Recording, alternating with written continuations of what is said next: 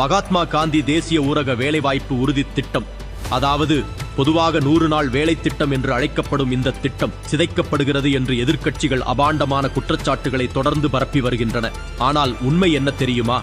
கடந்த காங்கிரஸ் ஆட்சியுடன் ஒப்பிடுகையில் இந்த திட்டத்தை படிப்படியாக மேம்படுத்தி வருகிறது நமது பாரத பிரதமர் திரு நரேந்திர மோடி அவர்கள் தலைமையிலான மத்திய அரசு.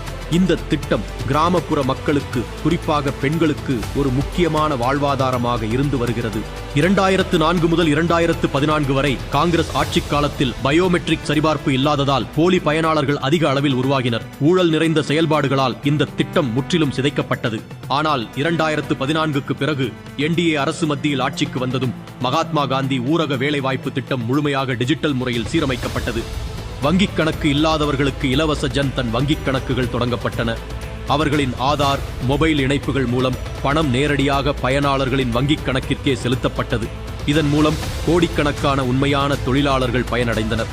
மக்களிடையே பொய்களை பரப்புவதையே திமுக, காங்கிரஸ் உள்ளிட்ட எதிர்க்கட்சிகளின் அரசியலாக இருந்து வருகிறது.